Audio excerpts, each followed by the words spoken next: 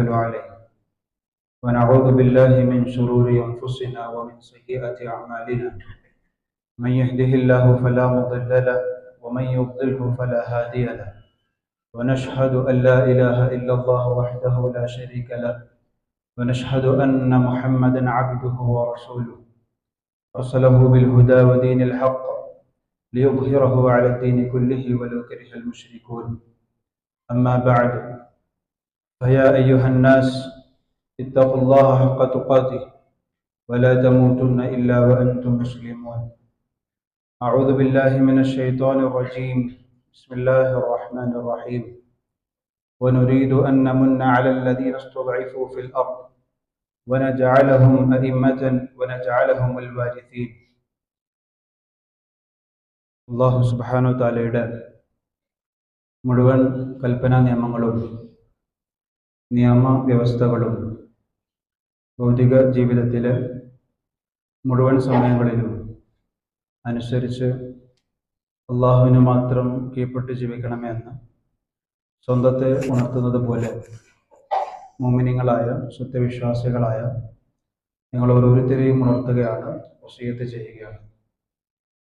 അല്ലാഹു സുബ്ഹാനഹു തആല നമുക്ക് ജീവിക്കുന്ന കാലം അത്രയും പടച്ചവന്റെ ഇഷ്ടദാസന്മാരായി ജീവിക്കുവാനും ഏറ്റവും ഉയർന്ന ഈമാനിൽ അള്ളാഹുവിലേക്ക് മടങ്ങുവാനുമുള്ള സൗഭാഗ്യം നമുക്ക് ഏവർക്കും നൽകി അനുഗ്രഹിക്കുമാറാവട്ടെ. നമ്മിൽ നിന്നും സംഭവിച്ചു പോകുന്ന കുറ്റവും കുറവും വീഴ്ചകളും പോരായ്മകളും അള്ളാഹുവിൻ്റെ കരുണ കൊണ്ട് പുറത്തു നൽകി അനുഗ്രഹിക്കുമാറാവട്ടെ. ഒക്ടോബർ 7 എന്ന തീയതി സാധാരണഗതിയിലെ സാങ്കേതികമായി നമ്മളൊക്കെ പറയുകയും പ്രയോഗിക്കുകയും ചെയ്യുന്ന ഡേറ്റ്, തീയതി എന്നതിലപ്പുറം ലോക ശ്രദ്ധ നേടിയ ഒരു ദിവസമായിട്ട് മാറിയിരിക്കുകയാണ്. ഇവിടെ ഒക്ടോബർ 7 എന്ന് നമ്മൾ തന്നെ കേട്ടപ്പോൾ സാധാരണ ഒരു തീയതിയല്ല എന്ന് നമ്മുടെ മനസ്സ് തന്നെ നമ്മളോട് സംസാരിക്കുന്നുണ്ട്. ലോകത്തെ രണ്ട് രീതിയിൽ ഡിവൈഡ് ചെയ്ത ഒരു തീയതിയായി 2023 ഒക്ടോബർ 7 മാറിയിരിക്കുകയാണ്. സാധാരണ കലണ്ടറുകളെ പരിശോധിച്ച് നോക്കിയാൽ ബിഫോർ ഡെത്ത്, ആഫ്റ്റർ ഡെത്ത് എന്നൊക്കെ പറയുന്ന, ഞാൻ നിങ്ങളൊക്കെ ഫോളോ ചെയ്തുകൊണ്ടിരിക്കുന്ന നമ്മുടെ നാട്ടിലെ സാധാരണഗതിയിൽ നമ്മുടെ ഡേറ്റുകളും മാസങ്ങളൊക്കെ തീരുമാനിക്കുമ്പോൾ ഉപയോഗിക്കുന്ന ഒരു ഒക്ടോബർ 7 എന്നതല്ല ആ ദിവസത്തിൻ്റെ പ്രത്യേകത. ആ ദിവസത്തിന് സാമൂഹിക, സാംസ്കാരിക, രാഷ്ട്രീയപരമായ ഒരുപാട് സന്ദേശങ്ങളും സംസാരങ്ങളും ആ തീയതിക്ക് നമ്മളോട് പറയാനുണ്ട്. കുറച്ചുകൂടി കഴിഞ്ഞാൽ ചരിത്രത്തിൽ ഒരു പക്ഷേ നമ്മളൊക്കെ വായിക്കാനും പഠിക്കാനും പോകുന്നത് ഒക്ടോബർ 7 മുമ്പുള്ള ലോകവും 2023 ഒക്ടോബർ 7 ശേഷമുള്ള ലോകവീക്ഷണങ്ങളെ കുറിച്ചിട്ടുള്ള ചരിത്രങ്ങളായിരിക്കും ഇനി അങ്ങോട്ട് നമ്മൾ പഠിക്കാൻ പോകുന്നത്. അത്രമാത്രം ലോകത്തെ ശ്രദ്ധ നേടുകയും ലോകത്തെ സ്വാധീനിക്കുകയും ലോകത്തിൻ്റെ എല്ലാ മുന്നോട്ട് പോക്കിനെയും ആ തീയതി വല്ലാതെ സ്വാധീനിച്ചിട്ടുണ്ട് എന്നുള്ളതൊരു സത്യമാണ്. കഴിഞ്ഞ ദിവസങ്ങളിൽ വീണ്ടും ഒരു ഒക്ടോബർ 7 വന്നപ്പം ഇസ്രായേൽ ഒരു വൺ സൈഡായി ഫലസ്തീനിലെ ഗസ എന്ന് പറയുന്ന ഒരു പ്രദേശത്തെ വർഷങ്ങളായി ടാർഗറ്റ് ചെയ്തുകൊണ്ട് നിരന്തരം മനുഷ്യജീവനുകളെ കൊന്നുകളയുന്ന വാർത്തകളും വാർത്താ ചിത്രങ്ങളും വീഡിയോകളും വിഷ്വൽസുകളും നമ്മൾ റീൽസിലൂടെയും യൂട്യൂബിലൂടെയും വാർത്താമാധ്യമങ്ങളിലൂടെ കണ്ടുകൊണ്ടിരിക്കുകയാണ്. നമ്മളെ സംബന്ധിച്ചിടത്തോളം നമുക്കതൊരു വാർത്തയാണ്, നമുക്കതൊരു റീലാണ്. ഒരു പക്ഷേ 30 സെക്കൻഡ് നീണ്ടു നിൽക്കുന്ന ഗസയിലെ കുഞ്ഞുങ്ങൾ അനുഭവിക്കുന്ന യാതനകളും പീഡനങ്ങളും മനുഷ്യ രക്തം ശരീരത്തിലുള്ള ഒരാളെ സംബന്ധിച്ചിടത്തോളം ആ 30 സെക്കൻഡ് പോലും പൂർത്തിയാക്കാൻ പറ്റാതെ സ്ക്രോൾ ചെയ്ത അനുഭവങ്ങൾ നമുക്കൊക്കെ എല്ലാവർക്കും ഉണ്ടാവും. അത്രമാത്രം മനുഷ്യത്വരഹിതമായ, മനസ്സിനെ വല്ലാതെ സ്വാധീനിക്കുന്ന ചിത്രങ്ങളാണ് ദിവസവും കണ്ടുകൊണ്ടിരിക്കുന്നത്. 80,000-ത്തിലധികം മനുഷ്യജീവനുകൾ അവിടെ പൊളിഞ്ഞു കഴിഞ്ഞു. 100,000-ൽ പരം ആളുകൾക്ക് പരിക്കേറ്റിട്ടുണ്ട്. ഗുരുതരാവസ്ഥയിൽ കഴിയുന്ന 10,000-ങ്ങളുണ്ട്. ആയിരക്കണക്കിന് കെട്ടിടങ്ങളും സ്കൂളുകളും ഹോസ്പിറ്റലുകളും നശിച്ചുകൊണ്ടേയിരിക്കുകയാണ്. അതിൻ്റെ ഇടയിൽ ലോകരാഷ്ട്രങ്ങൾ സമാധാന ചർച്ചയ്ക്ക് വേണ്ടി കൂടും.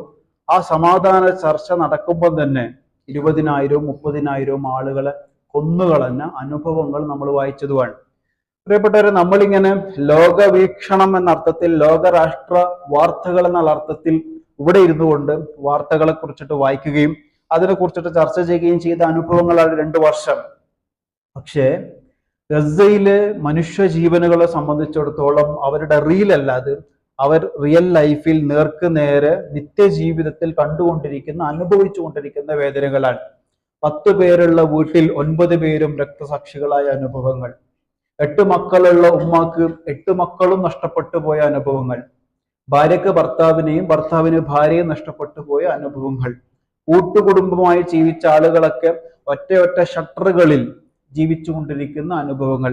ജോർദാനിന്റെയും ഫലസ്തീനിന്റെയും ഒക്കെ ഉൾഗ്രാമങ്ങളിലെ ബോർഡറുകളിൽ ജീവിതത്തെ അതിജീവിച്ചുകൊണ്ടിരിക്കുന്ന ആളുകൾ. ഭക്ഷണത്തിന് വേണ്ടിയും മരുന്നിനു വേണ്ടിയും കഷ്ടപ്പെട്ടുകൊണ്ട് കയ്യാത്ത കാലും വയ്യാത്ത ശരീരവുമായി ക്യൂ നിൽക്കുന്ന പിഞ്ചു കുഞ്ഞുങ്ങളെ വെടിവെച്ചുകൊണ്ട് 90-ലധികം വെടിയുണ്ടകളേറ്റ 12 വയസ്സുള്ള ഒരു പെൺകുട്ടിയുടെ കഥ നമ്മൾ കേട്ടിട്ടുണ്ട്. 90 വെടിയുണ്ടകൾ ഒരു ശരീരത്തിൽ ഏൽക്കുകയാണ്. ഇങ്ങനെ പ്രിയപ്പെട്ടവരെ, നമ്മളൊക്കെ കഴിഞ്ഞ 2 വർഷമായി ഇതിങ്ങനെ വിഷ്വലായിട്ട് കണ്ടുകൊണ്ടിരിക്കുകയാണ്. ഈ 2 വർഷം പൂർത്തിയാകുമ്പോൾ ഫലസ്തീനും ഗസയും ലോകത്തിന് കൊടുക്കുന്ന സന്ദേശങ്ങൾ ഒട്ടനവധി സന്ദേശങ്ങളാണ്. ലോകക്രമങ്ങൾക്ക് തന്നെ മാറ്റങ്ങൾ വന്നിരിക്കുകയാണ്. ഇന്ന് സാധാരണ ഇസ്ലാമോഫോബിയയുടെ, ഇസ്ലാം ഭീതിയുടെ, ഇസ്ലാം മുസ്ലിം എന്നൊക്കെ കേൾക്കുമ്പോൾ ഉണ്ടാകുന്ന മനസ്സിനകത്തെ ഒരു പേടി, അത് ലോകാടിസ്ഥാനത്തിൽ നടത്തിക്കൊണ്ടേയിരിക്കണം എന്നുള്ള ഒരു പ്രോപ്പഗണ്ട അജണ്ട ലോകശ്രദ്ധേയമായി അല്ലെങ്കിൽ ലോകാടിസ്ഥാനത്തിൽ തന്നെ അത് നടന്നുകൊണ്ടിരിക്കുന്നുണ്ട്. അതിനുവേണ്ടി ഇവിടുത്തെ എല്ലാ വൻകിട മീഡിയകളെയും സമീപിച്ചുകൊണ്ടിരിക്കുന്നുണ്ട്. അവർ അത്തരത്തിലുള്ള പ്രവർത്തനങ്ങൾ നടത്തിക്കൊണ്ടിരിക്കുന്നുണ്ട്. ഇങ്ങനെയുള്ളൊരു അവസ്ഥയിലാണ് 2023 ഒക്ടോബർ 7 സംഭവിക്കുന്നത്. സാധാരണ നമ്മളൊക്കെ നമ്മുടെ മനസ്സിനകത്ത് പോലും വന്ന ഒരു പക്ഷേ ഫലസ്തീനിന്റെയും ഗസയുടെയും ചരിത്രം അറിയാത്തത് കൊണ്ടായിരിക്കാം, അറിഞ്ഞുകൊണ്ട് ഒരാൾക്ക് ചോദിക്കാനോ ചിന്തിക്കാനോ പറ്റാത്തൊരു ചോദ്യമുണ്ട്. എന്തിനാണ് ഒക്ടോബർ 7 2023 ഒക്ടോബർ 7 ഗസയിലെ സൈന്യം ഇസ്രായേലിൽ കയറി അറ്റാക്ക് ചെയ്തത്? ആ ഒരു നീക്കത്തിന്റെ പേരിലാണല്ലോ ഇന്ന് അനുഭവിക്കുന്ന എല്ലാ അനുഭവങ്ങളും ഉണ്ടാകുന്നത് എന്ന അർത്ഥത്തിൽ ന്യായീകരിക്കാനും അതിനെ വായിക്കാനും ശ്രമിക്കുന്ന ആളുകൾ നമ്മളെ കൂട്ടത്തിൽ പോലും ഉണ്ടാകുന്നു എന്നുള്ളത് സങ്കടകരമാണ്. കാരണം അതിന്റെ ചരിത്രം ഒരുപക്ഷെ നമുക്ക് വേണ്ട അർത്ഥത്തിൽ അറിയാത്തത് കൊണ്ടാവാം. കഴിഞ്ഞ 75 വർഷത്തിലധികമായി 2023 മുമ്പ് 2023 ഒക്ടോബർ 7 ഈ കോൺഫ്ലിക്റ്റ് സംഭവിക്കുന്നത്. 7 മുതലാണല്ലോ ലോകശ്രദ്ധ ആ ഡേറ്റിലേക്ക് പോകുന്നത്. 7 മുതലാണല്ലോ ലോകത്തിന്റെ എല്ലാ ക്രമങ്ങളും മാറിയത്. 7 മുതലാണല്ലോ ലോകത്തിന്റെ എക്കണോമി തകർന്നത്. 7 മുതലാണല്ലോ ലോകരാഷ്ട്രങ്ങളുടെ എല്ലാവരുടെയും സമാധാനം നഷ്ടപ്പെട്ടത്. ആ 7 ഫലസ്തീനിലെ ജനതാ സൈന്യം ഇസ്രായേലിൽ കയറി അറ്റാക്ക് ചെയ്തില്ലായിരുന്നെങ്കിൽ എത്ര നന്നായേനെ എന്ന് ചിന്തിക്കുകയും അതിനെ വിലയിരുത്തുകയും ചെയ്യുമ്പോൾ ഉണ്ടാകുന്ന പ്രശ്നം എന്താന്ന് പറഞ്ഞാൽ, ആ സമൂഹം 75 വർഷത്തെ അധികമായി സഹിക്കുന്ന വേദനകളെ നമ്മൾ ചെറുതായി കാണുന്നു എന്നുള്ളതാണ്. കാരണം ആ 7 തൂഫാനുൽ അഖ്സ എന്ന അർത്ഥത്തിൽ അവിടുത്തെ സൈന്യം മുന്നിട്ടിറങ്ങി ചെയ്ത വലിയ പ്ലാനിങ്ങോടുകൂടി ചെയ്ത, വലിയ ആസൂത്രണങ്ങളോടുകൂടി ചെയ്ത ആ ഒരു പ്രോജക്റ്റ്, ആ സംഭവം ഒക്ടോബർ 6 ഫലസ്തീനികൾ സന്തോഷവാനായിരുന്നു.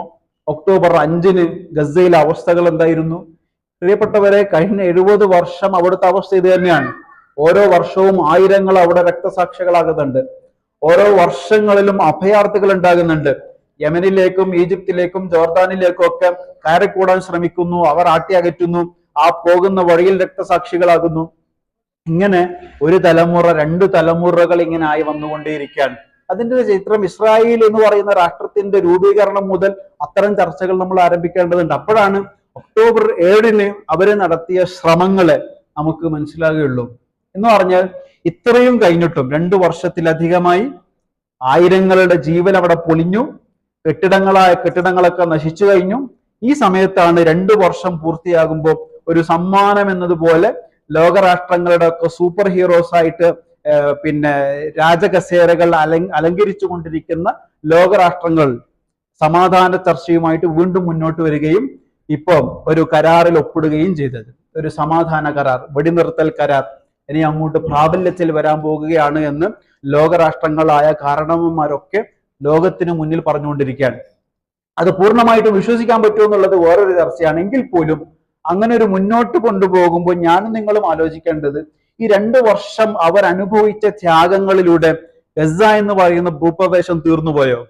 ഇസ്രായേൽ എന്ന് പറയുന്ന വൻകിട സൈന്യം, എല്ലാ അർത്ഥത്തിലും വെപ്പൺസുകളുള്ള, എക്കണോമി പവറുള്ള, സമ്പത്തും അധികാരവുമുള്ള, എല്ലാ അർത്ഥത്തിലും സ്വാധീനങ്ങളുള്ള ഒരു വിഭാഗം ചെറിയൊരു ഭൂപ്രദേശം, നമ്മുടെ നാട്ടിൽ ഒരു ജില്ലയുടെ വലുപ്പം പോലും ഇല്ലാത്തൊരു ഭൂപ്രദേശത്തെ അവിടെ താമസിക്കുന്ന പാവങ്ങളായ, വെപ്പൺസ് ഇല്ലാത്ത, അധികാരമില്ലാത്ത, സമ്പത്തില്ലാത്ത, പട്ടിണി പാവങ്ങളായ ആളുകളെ ഇല്ലായ്മ ചെയ്യാൻ വേണ്ടി ശ്രമിച്ചിട്ട് 2 വർഷം എടുത്തിട്ട് സാധിച്ചോ എന്ന് ചോദിച്ചാൽ അതിന്റെ ഉത്തരാണ് 2 ദിവസം മുമ്പ് നമ്മൾ കണ്ടൊരു പിക്ചർ. 4 ഗസയുടെ സൈന്യ തലവന്മാർ ഇരിക്കുന്നു, ഇസ്രായേലിന്റെ സ്ട്രാറ്റജി മിനിസ്റ്റർ അടക്കം മുന്നിലിരിക്കുന്നു. ആരെയാണോ ഖത്തറിലേക്ക്, ഏത് 4 നേതാക്കന്മാരെയാണോ ഖത്തറിലേക്ക് മിസൈൽ അയച്ചുകൊണ്ട് വധിക്കാൻ ശ്രമിച്ചത്, ആ 4 പേരുമായിട്ടാണ് ഇസ്രായേലിന്റെ സ്ട്രാറ്റജി മിനിസ്റ്റർ മീറ്റിംഗിൽ ഇരിക്കുന്നത്. ഇതിലും അപ്പുറം നിന്ദ്യത എന്ന് പറയുന്ന ഒരു സംഭവം ഇസ്രായേലിൽ ഇല്ല, ഇനി വരാനിരിക്കുന്നില്ല എന്നുള്ളതാണ്. ഖുർആൻ ചോദിച്ചൊരു ചോദ്യമുണ്ട്, കമ്മിൻ ഫിഅത്തിൻ ഖലീലത്തിൻ ഗലബത് ഫിഅതൻ കസീറതൻ ബിഇദ്നില്ലാഹ്. എത്ര ചെറിയ ചെറിയ സംഘങ്ങളാണ് വലിയ വലിയ സംഘങ്ങൾ ഇല്ലാതാക്കുന്നത്. ഖുർആന്റെ ചോദ്യം അതിഭയങ്കരമായ ചോദ്യമാണ്.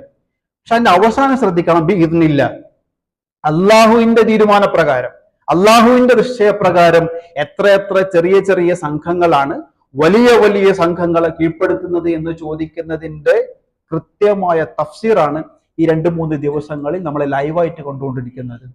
ചെറിയ ചെറിയ സംഘങ്ങൾ വലിയ സംഘങ്ങളെ കീഴ്പ്പെടുത്താൻ അവർ പറഞ്ഞുകൊണ്ടിരിക്കുന്നത്, ലോകത്തോട് സംസാരിച്ചു കൊണ്ടിരിക്കുന്നത് ആത്മവിശ്വാസമുള്ളൊരു ജനതയെ നേർക്കുനേരെ കസേരയിട്ട് അങ്ങോട്ടും ഇങ്ങോട്ടും സംസാരിക്കാൻ, ഞങ്ങൾ ഇത്ര കോടിക്കണക്കിന് രൂപയുടെ ഡ്രോണുകളും വെപ്പൺസുകളും ഉപയോഗിച്ചുകൊണ്ട് GCCയിൽ പോലും കടന്നു കയറി ആക്രമിക്കാൻ ഞങ്ങൾക്കുണ്ടായ ധൈര്യം ഈ 4 നേതാക്കന്മാർ അസ്തമിക്കുന്നതിലോടുകൂടി ഹമാസിന്റെയോ അല്ലെങ്കിൽ ഇസ്രായേലിന്റെയോ ഫലസ്തീനിന്റെയോ ഗസയുടെയോ ശക്തി ചോർന്നു പോകും എന്ന അർത്ഥത്തിലായിരിക്കണം ഇസ്രായേൽ ഇതിനൊക്കെ മുൻകിട്ട് ഇറങ്ങിയത്. പക്ഷെ ആരെയാണോ വധിക്കാൻ പ്ലാൻ ചെയ്തത് അവരുമായിട്ട് ഇന്ന് സമാധാന ചർച്ചയ്ക്കിരിക്കാൻ അവര് പറയുന്നു ഇത്രയാളെ മോചിപ്പിക്കണം. ഇതിന് 2-3 ഫേസ് ഉണ്ട്. കരാർ ഒപ്പിടുന്ന സമയത്ത് ആദ്യത്തെ ഫേസ് എന്താന്ന് പറഞ്ഞാൽ ഇത്ര അംഗങ്ങളെ ബന്ദികളാക്കി വെച്ചിരിക്കുന്ന ഇത്ര അംഗങ്ങളെ മോചിപ്പിക്കണം. അപ്പൊ വധിക്കാൻ ശ്രമിച്ച നേതാക്കന്മാരുമായിട്ട് ഇസ്രായേലിന്റെ സ്ട്രാറ്റജി മിനിസ്റ്റർ അങ്ങോട്ട് ചോദിക്കുന്നത്, ഇതിൽ ആരൊക്കെയാണ് നിങ്ങൾക്ക് വേണ്ടത്? അപ്പൊ ആളുകളുടെ പേര് എഴുതി കൊടുക്കാൻ, ലോകരാഷ്ട്രങ്ങളുടെ നേതാക്കന്മാരായിട്ട് ഞങ്ങൾ ഇന്ന് ഇരുന്ന് സംസാരിക്കുന്നത് ആരോടാണ് എന്ന ചോദ്യം തന്നെ എല്ലാത്തിന്റെയും പ്രസക്തി ഇസ്രായേലിനെ സംബന്ധിച്ചിടത്തോളം ഖുർആൻ പറഞ്ഞതുപോലെ നിന്ദയായിരിക്കും അവർക്ക് അവസാന സമയങ്ങളിൽ ഉണ്ടാവുക. ഒരു ദിവസം നിങ്ങൾക്ക് സംഭവിക്കും,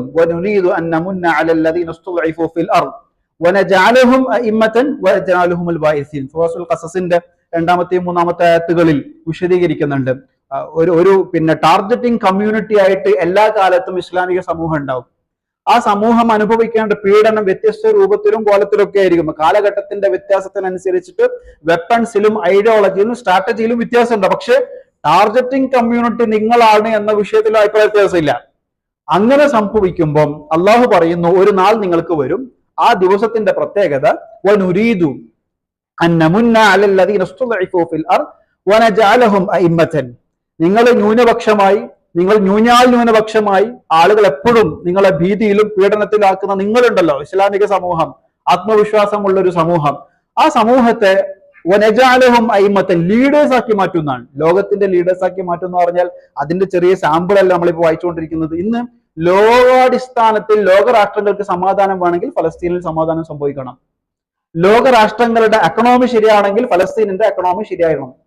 ലോകരാഷ്ട്രങ്ങൾക്കിടയിൽ ഒരു നല്ല രീതിയിൽ ഒരു പാർലമെന്റ് സമ്മേളനം നടക്കണമെങ്കിൽ യൂറോപ്യൻ രാജ്യങ്ങളിലെ ഒരു പാർലമെന്റിലും അവിടുത്തെ പ്രസിഡന്റിന് സ്വതന്ത്രമായി സ്വസ്ഥമായി ഒരു ക്യാബിനറ്റ് യോഗം പോലും കൂടാൻ പറ്റാത്ത സാഹചര്യമാണ്. കാരണം ക്യാബിനറ്റ് യോഗം കൂടുമ്പോൾ മന്ത്രിമാർ എഴുന്നേറ്റ് പോകാൻ,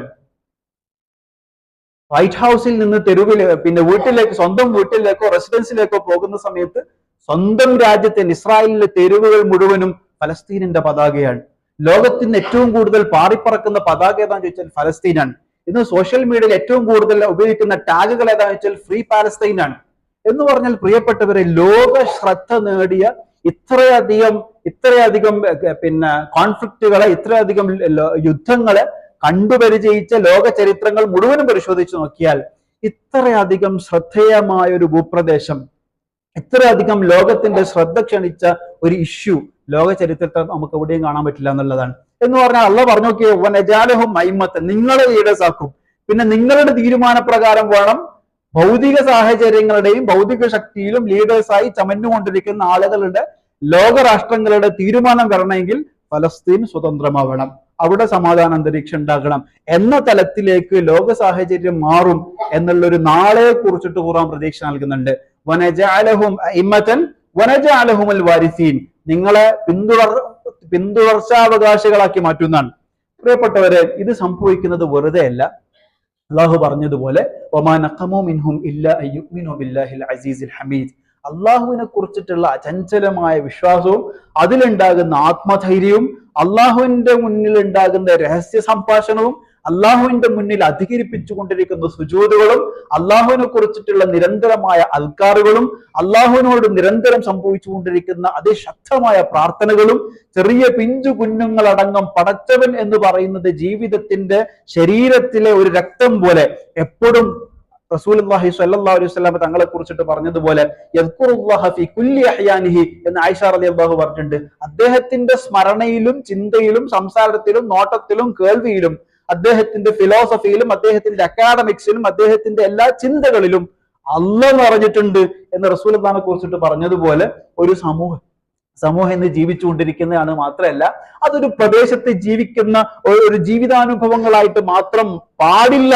എന്ന അള്ളാഹുവിന്റെ പ്രക്രിയ ആ സമൂഹം നെഞ്ചേറ്റിയ വിശ്വാസത്തെ ലോകത്ത് പ്രചരിപ്പിച്ചുകൊണ്ടിരിക്കുകയാണ്. ഇത് ലോക ജനത സ്വീകരിക്കേണ്ട ഒരു വിശ്വാസമാണ്. ഇത് ഇസ്ലാമിക സമൂഹം പഠിക്കേണ്ട ബാലപാഠമാണ്. എക്കാലത്തും ഇസ്ലാമിക സമൂഹത്തെ സംബന്ധിച്ചിടത്തോളം ഒരു സമൂഹത്തിൽ ജീവിക്കുന്ന സമയത്ത് അവര് സമാധാന അന്തരീക്ഷത്തിൽ ജീവിക്കാൻ ശ്രമിക്കുമ്പോഴൊക്കെയും ഈ പറയുന്ന രീതിയിലുള്ള പ്രയാസങ്ങൾ, പ്രതിസന്ധികൾ വന്നുകൊണ്ടേയിരിക്കും. ആ സമയത്ത് നിങ്ങൾ സ്വീകരിക്കേണ്ട നിലപാട് എന്താണെന്നുള്ളത് മനോഹരമായ ഒരു ലൈവ് ക്ലാസ്സിലൂടെ നമ്മൾ പഠിപ്പിച്ചുകൊണ്ടിരിക്കുകയാണ്.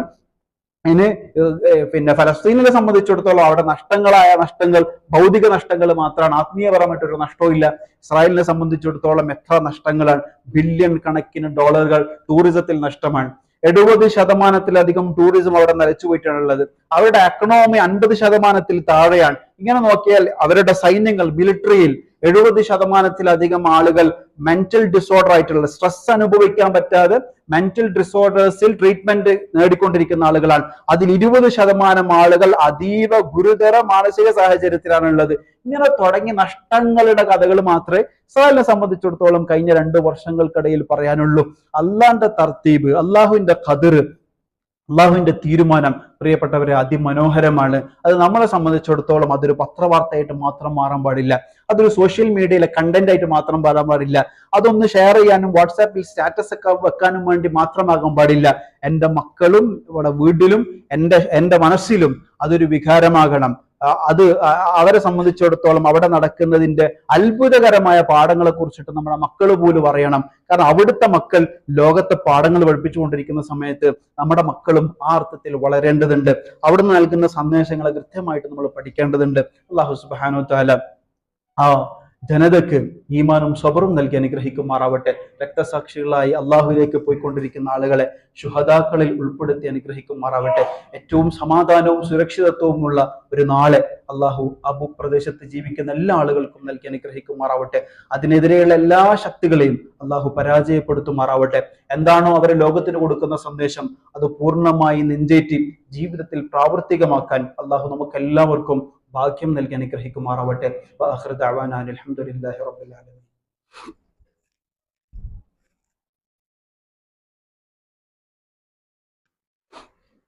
അൽഹംദുലില്ലാഹിൽ വാഹിദിൽ അഹദിസ് സമദ് الذي لم يلد ولم يولد ولم يكن له كفوا أحد.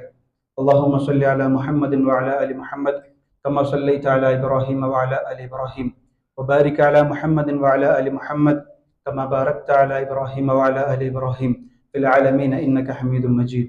أعوذ بالله من الشيطان الرجيم. بسم الله الرحمن الرحيم. يا أيها الذين آمنوا اتقوا الله ولتنظر نفس ما قدمت لغد واتقوا الله إن الله خبير بما تعملون.